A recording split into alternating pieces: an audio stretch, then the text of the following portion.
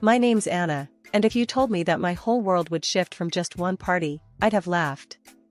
Yet, here we are. It was at my college buddy Jenna's birthday bash that I first ran into David. He had this easy charm about him, you know, the kind that could light up a dull room. We got talking over drinks, found out we both had a thing for old-school rock and indie films, and just clicked. Never thought I'd meet someone tonight who'd know more about Tarantino movies than me. He chuckled, handing me a drink. Yeah? Well, prepare to be amazed, buddy. I shot back, the conversation flowing easier than I expected. Before we knew it, hours had passed, and we were still wrapped up in our chat, oblivious to the party dying down around us. That night, something just felt right. David wasn't like the guys I usually met. He listened, really listened, and his laughs weren't just polite chuckles, but genuine bursts of amusement. It was refreshing. Within weeks of that first meet, we were pretty much inseparable, and moving in together seemed like a no-brainer. I had a cozy little house my grandparents left me, nothing fancy, but filled with warmth and memories. David loved it from the get-go. Life with David started off as a dream. We'd spend nights binge-watching series, cooking up exotic dishes we barely knew how to pronounce, and planning all the trips we'd take together. It was bliss until his mom, Evelyn, became a more constant presence in our lives. Evelyn was an interesting mix, always sweet when you spoke to her but fiercely independent. She had this air about her, like she'd seen it all and then some. The first time David introduced me, she gave me a smile that was both welcoming and measuring. "So, you're the girl who's stolen my son's heart," she said, her voice soft yet carrying a weight that made me slightly nervous. "Trying my best, Mrs. K," I responded, unsure how to read her. David had always been upfront about being close to his mom, and I respected that. But it was different, seeing it in action. He'd consult her on everything, from how we arranged the furniture to what we'd eat for dinner if she was around. It was a lot. "Mom knows best, Anna. You'll see, she's got a knack for these things," he'd say every time I raised an eyebrow at their dynamic. I tried not to let it bother me too much. After all, in every other way, David was the perfect partner, supportive, loving, and always making me laugh when I needed it the most. 2 years flew by in what felt like a blink, and David and I tied the knot. It was a simple ceremony, just family and close friends. Everyone said we looked like the perfect couple, and in that moment, I believed it too. We decided to stay in my house, the one I inherited from my grandparents. It had always felt like home to me, and David had fallen in love with its charm. Not long after our wedding, we found out I was pregnant. The news brought a new kind of joy to our lives, and when we shared it with Evelyn, her reaction was unexpectedly warm.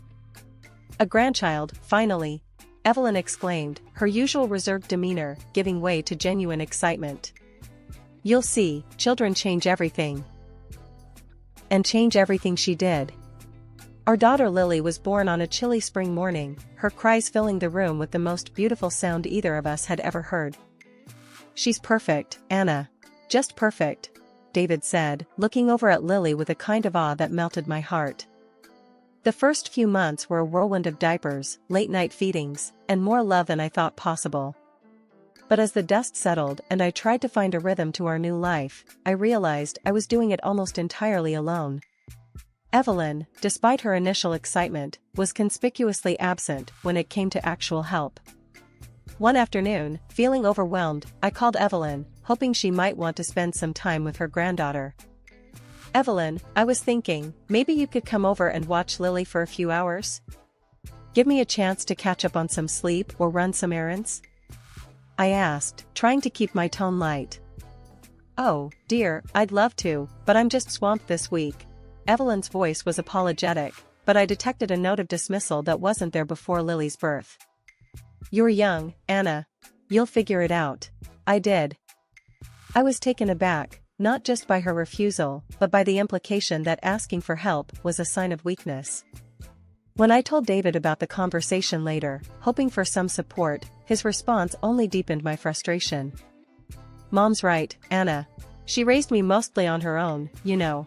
We can manage," he said, not unkindly, but firmly. Yeah, but wouldn't it be nice to have some help? Your mom seemed so excited about Lily. I pressed, feeling the gap in our expectations widening. David shrugged, a gesture that spoke volumes. She was excited about being a grandma, not a babysitter. We'll be fine, Anna. Really. I loved him, and I loved Lily more than life itself, but I couldn't shake the feeling of isolation that crept in with each passing day. I was a marketer by profession, valued at my job, relied upon for my skills and creativity. Yet at home, I felt increasingly like I was expected to be a superwoman, capable of managing everything without falter. Life with a toddler was a beautiful chaos, but after 3 years of sleepless nights and endless days, the walls of our home seemed to close in on me. I needed a change of scenery, badly. That's when I got the idea for a family vacation to Italy. David, what do you think about taking a trip to Italy this summer? I asked one evening as we were cleaning up after dinner. Lily was at my feet, playing with her toys, blissfully unaware of my growing wanderlust. Italy, huh? David looked up, surprised but intrigued. That sounds amazing, babe. Lily would love it too, her first big trip. Excitement bubbled inside me as I pulled up some travel blogs on my laptop, showing him pictures of the Amalfi Coast, Rome, and Venice. We could visit the beaches, see some historical sites, and just relax. It'd be good for us, don't you think? Yeah, absolutely. Let's do it. He agreed, his enthusiasm matching mine. But just as I was about to start looking into flights and accommodations, he added, "We should tell my mom about this. She hasn't been anywhere in years, remember?" The mention of Evelyn slightly dampened my spirits, not because I disliked her, but because I knew what her joining might imply for our vacation dynamics. Still, I nodded. Sure, let's tell her. She might enjoy it. The next day, we invited Evelyn over for coffee to break the news. As soon as we mentioned Italy, her face lit up, then just as quickly fell. "Oh, Italy. I haven't been anywhere for so long," she sighed, a hint of sadness in her voice. David jumped in before I could say anything. "Mom, why don't you come with us? It'd be great to have you along." Evelyn's eyes widened with delight, then she turned to me. "Would that be all right with you, Anna? I don't want to impose." I mustered my warmest smile, despite the reservations churning in my stomach. "Of course, Evelyn. It'd be lovely to have you join us." Evelyn hugged me, her gratitude genuine. "Oh, thank you, dear. This means the world to me." Later that night, as I lay in bed browsing through hotel options, the reality of the costs began to sink in. A family room for 4 was significantly cheaper than separate accommodations, but it still stretched our budget. "David, we might need to cut back on some of the outings to make this work financially," I murmured, showing him the figures on my screen. "Don't worry, babe. You always figure things out," he replied, his tone reassuring yet absent, as if the details were just minor nuisances that would sort themselves out. I sighed, closing my laptop. Managing this trip was turning into a project, but the thought of seeing Italy, of watching Lily play on foreign beaches, kept my spirits up. I'd make it work, somehow. After all, wasn't that what I always did? One evening, I spread out all the travel brochures and budget sheets across the kitchen table, trying to make sense of our finances. David wandered in, grabbing a soda from the fridge. "Looks like a command center in here," he joked, taking in the chaos of papers and maps. "Feels like one too," I replied, not quite sharing his humor. "I'm trying to figure out how we can afford the extra costs for your mom without skimping too much on our actual vacation." David popped the tab on his soda, taking a sip before responding. "Well, she's really excited, Anna. Maybe we can just do fewer touristy things. Spend more time relaxing instead?" I nodded, though the thought of cutting back on the experiences I had been dreaming of stung a bit. "Yeah, maybe. Also, I need to sort out something for Evelyn's pets. She doesn't want to leave him alone." "Oh, right," David said, his brow furrowing slightly. "What's the plan?" "I'm thinking of asking Rachel to look after them. I'll have to see if she's available and willing to handle Evelyn's zoo," I said, only half joking. Later that week, I caught up with my friend Rachel at a local cafe to discuss the pet sitting situation. Rachel had always been the go-to for favors like this, but I knew it was a big ask. So, I hate to be a pain, but I have a huge favor to ask. I started, stirring my coffee nervously. Rachel smiled, her easygoing nature a comfort. Shoot. What do you need? It's about the Italy trip. Evelyn's coming with us, and I need someone to take care of her puppy and 2 cats. Could you, maybe help out? I asked, hopeful, but feeling the imposition. Rachel paused, then nodded. Sure, I can do that. Just show me what needs to be done. How long are you guys gone?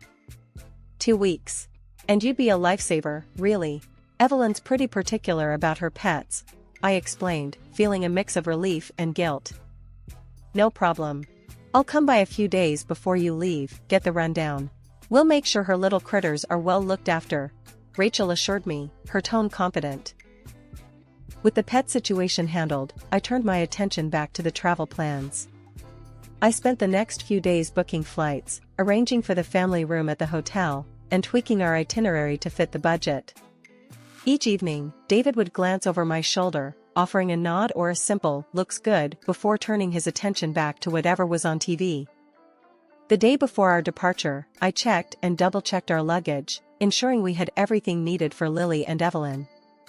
The stress was mounting, and I felt stretched thin. The trouble with my mother-in-law, Evelyn, began long before we even landed in Italy. It started right there on the plane. We were barely an hour into the flight when Evelyn's patience seemed to wear thin. Lily, my 3-year-old daughter, was a little restless. It was her first long flight after all. "David, can't you keep her quiet? People are trying to rest," Evelyn hissed across the aisle to us, her voice laced with irritation. David looked at me, his face apologetic, but his response directed at soothing his mother rather than defending our daughter. "Mom's right, Anna. Maybe get Lily to settle down a bit?" I bit my lip, holding back my frustration as I tried to distract Lily with her favorite book. "Lily, sweetie, let's look at your book, okay?" The moment the plane touched down in Italy, a mixed wave of relief and excitement washed over me, despite the earlier tensions. We made it, despite the logistical nightmares, the long flight, and a fussy toddler. As we shuffled through the crowded airport, the reality of being in a new country began to sink in. "Mama, look. Big planes!" Lily exclaimed, pressing her tiny face against the terminal window, momentarily distracted from her previous crankiness. "Yes, sweetheart, lots of big planes here," I replied, trying to muster as much enthusiasm as I felt drained after the overnight flight. We managed to gather our luggage and navigate to the shuttle that would take us to our hotel on the coast. The drive offered stunning views of rolling hills and the glistening Mediterranean Sea, which should have lightened the mood, but Evelyn seemed less than impressed. "It's so hot here. And why is everything so dusty?" Evelyn complained, fanning herself with one of the travel brochures. I exchanged a quick glance with David, hoping he'd help keep his mother's spirits up. "Well, Mom, it's Italy in the summer. It's part of the charm," he said, trying to sound cheerful. When we finally arrived at the hotel, the beauty of the old building with its ivy-covered walls and panoramic sea views struck me. I hoped this would lift everyone's spirits. "Here we are," I announced. "Let's check in and get settled." The lobby was cool and inviting, a welcome respite from the heat. As we approached the front desk, I handled the check-in process, confirming our reservation for a family room. Evelyn peered over my shoulder as I spoke with the receptionist. "Make sure we have separate rooms, Anna. I need my space, especially after that flight," she whispered harshly into my ear. I paused, taken aback by her tone. "Evelyn, I booked a family suite. It's spacious," and I thought. "I don't care what you thought. I told you I needed my own room," Evelyn interrupted, her voice stern. The receptionist, catching the tension, quickly interjected. "I'm sorry, but we are fully booked at the moment. I can put you on a waiting list for a separate room, and we might have one available in a couple of days." Evelyn huffed, clearly not satisfied. "Fine. I suppose I'll have to manage until then." We made our way to our suite, which was beautifully decorated and overlooked the sea. I thought it was perfect. Look at this view, Evelyn. It's not every day we get to see something like this. I tried to lighten the mood as we entered the room. Evelyn, however, was already inspecting the bedrooms, her displeasure evident. I guess it'll have to do. But I expect that separate room as soon as it's available, she stated, making no effort to hide her annoyance. Of course, Evelyn. I'll make sure of it, I assured her, feeling the tension rise. 2 days after we arrived in Italy, Evelyn finally moved into her own room. I breathed a sigh of relief, thinking maybe now we could all enjoy a bit of what this vacation was supposed to offer. But the tension didn't dissipate as I'd hoped, it just shifted. The very next morning, at breakfast with all the hotel guests milling around, Evelyn dropped another bomb. Lily, stop calling me grandma in public. It makes me feel old. Just use my name, she said sharply, right in front of everyone. Lily looked at me, her big eyes filling with confusion and hurt. I was floored. Evelyn, she's just a child. She's excited to be with you. I tried to keep my voice even, but the sting of her words bit deep. Evelyn waved a dismissive hand. I'm here to relax, Anna, not to play the doting grandmother. You need to respect that. My frustration mounted, but before I could respond, David chimed in. Mom's right, Anna. Let's just keep things light. We're on holiday. His words felt like a betrayal. Not wanting to make a scene, I swallowed my anger and nodded, though inside, I was reeling. The next incident came a few days later. I woke up to find both David and Evelyn missing. Confused, I asked the receptionist, who informed me that they had rented a car and gone out for the day. They hadn't even bothered to tell me or invite us. When they returned in the evening, arms laden with shopping bags filled with high-end fashion and jewelry, the exclusion felt deliberate. They were chatting and laughing, caught up in their own little world. Look at this, Anna, isn't it gorgeous? Evelyn flaunted a new necklace, the price tag of which could have funded our entire family's meals for days. I bit my lip, forcing a smile. It's lovely, Evelyn. David then showed off some of his new clothes, completely oblivious to my growing dismay. Got some great stuff today. That's when I noticed the logos. This wasn't just any shopping spree, it was extravagance at its peak. Panic set in. David, how did you pay for all this? I asked, my voice tight. His face fell slightly. Oh, I used the joint account. It was easier. The joint account, our savings for emergencies and significant expenses, not luxury shopping. You used our savings to buy all this? My voice cracked, the betrayal hitting me like a physical blow. David's response was defensive. Why not? We're on vacation, Anna. Why can't we indulge a little?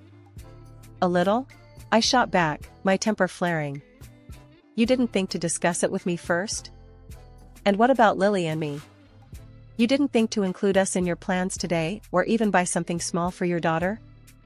Evelyn, ever the ally to her son, interjected sharply. Oh, stop being so greedy, Anna. You're ruining the holiday with your nagging. Greedy? Nagging? The words stung, and I felt utterly isolated. From then on, David and Evelyn did their own thing, more shopping, fancy dinners, while Lily and I were left to make our own plans. That morning I woke up to an unusual silence, a cold, empty space where David usually slept. Frantically, I checked around, only to find his side of the room perfectly tidy, his belongings gone. My heart pounded as I raced to Evelyn's room, fearing the worst. The door swung open to an empty room, her bags missing, no signs of her ever being there. Panicking, I grabbed my phone and dialed David's number, then Evelyn's. No answer. Lily stirred in her bed, her sleepy eyes searching. Mommy, where's Daddy? Let's find him, sweetie. I tried to reassure her, masking the tremor in my voice. But as minutes turned into hours with no return calls, Lily's soft whimpers grew into desperate cries. I want Daddy. Just then, my phone rang. It was David. His voice was eerily calm, chillingly distant. We're at the airport, Anna. Mom needs to go home. She's tired of the vacation, tired of the constant complaints and... He paused, his words twisting the knife. Your greed. In the background, I could hear Evelyn's biting voice. She's ruined everything with her selfish ways. How could you? I gasped into the phone, my voice a blend of anger and heartbreak. How could you leave us here, in a foreign country? How could you choose her over your own daughter? David's reply was cold, final. My mother is the most important person to me. She needs me. You'll manage, you always do. The line went dead. I stared at the phone, numb, then turned to see Lily's tear-streaked face. Anger surged through me, not just for me, but for my little girl, abandoned by the person she adored. In that moment, a plan formed, born from the wreckage of our ruined vacation. I called Rachel, my friend back home taking care of Evelyn's pets. Through clenched teeth, I explained everything. Rachel, are you at Evelyn's house now? Yes, I'm just about to leave, she replied, her voice tinged with concern. Leave the pets out of the utility room. Open all the doors. Let's see how tidy Evelyn finds her home when she returns, I said, the words bitter, but strangely empowering. Are you sure? Rachel hesitated. Yes. Do it. Then don't go back tomorrow. She needs to see what it's like when someone she relies on lets her down, I insisted, the plan crystallizing with each word. Rachel did as I asked, freeing the energetic puppy and the curious cats into the pristine environment of Evelyn's house. We ended the call with a shared, dark chuckle, imagining the chaos that would greet Evelyn upon her return. The late afternoon sun was dipping below the horizon when my phone erupted with an angry call from David. His voice was livid, strained through exhaustion and frustration. Anna, we can't get into Mom's house. Your friend isn't answering her phone, and we're locked out. Our flight was delayed, we're tired and just want to get in. I could hear the fatigue in his voice, but my patience had worn thin. That sounds like a problem you'll have to sort out yourselves, David. I'm not your keeper. A few hours later, Evelyn herself called, her voice shrill and frantic. Anna, this house is a disaster. The puppy has destroyed everything. There's poop on my bed, my shoes are chewed up, and the furniture's torn apart. It stinks, and we can't even stay here. She was nearly hysterical, the background noise of David's futile attempts to calm her adding to the chaos. And to top it off, the rescue service won't let us in without the house documents, which, guess what, your little stunt got destroyed too, she continued, barely pausing to catch her breath.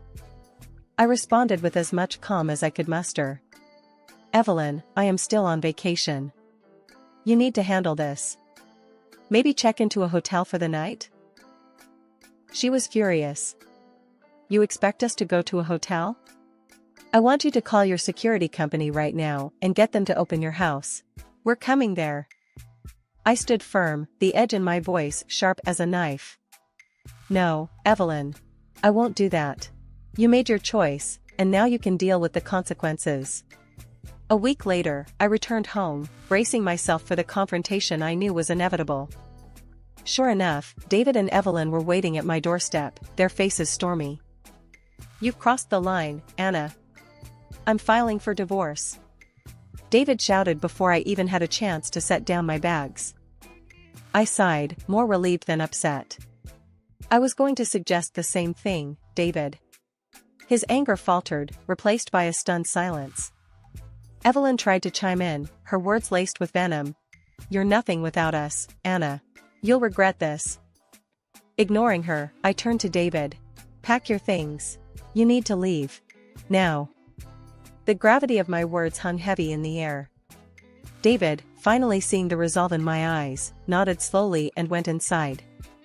Evelyn, her face a mask of rage, followed him without another word. They moved out that evening. The divorce proceedings were brief, David and I had little to contest, and it was clear we both wanted it over with. He went back to live with his mother, and that was that. Now, as I sit in the quiet of the home I fought to protect, I realize I've regained more than just my independence. I've reclaimed my peace, my dignity, and a life where I no longer have to compromise my happiness for someone else's selfishness.